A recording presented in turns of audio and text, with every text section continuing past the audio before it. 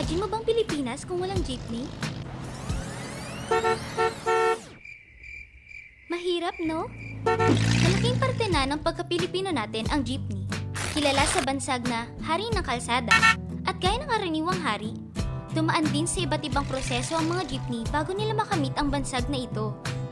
Oh, suklay ng estudyante oh. Alam niyo ba na may kinalaman ng kwento ng jeepney sa 5 sentimo? Gaya nito.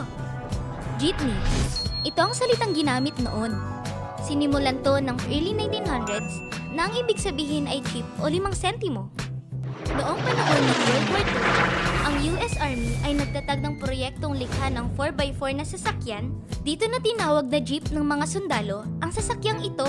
Mula sa pagtatapos ng digmaang ito, isinilang na nga ang jeepney. Siya si Leonardo Sarao, ang negosyanteng nakakita ng opportunity para gamitin ang mga naiwang sasakyan bilang mass transport. Kaya't mula sa mga military jeeps, nagusbong ang makulay at kakaibang jeepney na naglakbay sa kalsada ng ating bansa.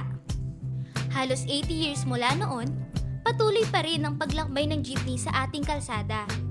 Binago, pinaigting, at ngayon, nananatiling iconic at naging simbolo na ng ating kasaysayan. Ayon sa datos, nasa kalahati ng mga biyahe ng pasahero sa Metro Manila ay dala ng mga jeepney. Dahil nga mas marami pa rin ang walang sariling sasakyan, nagtitiwala ang karamihan sa biyaheng hatid nito. Gaya ko. Kami rin. Para!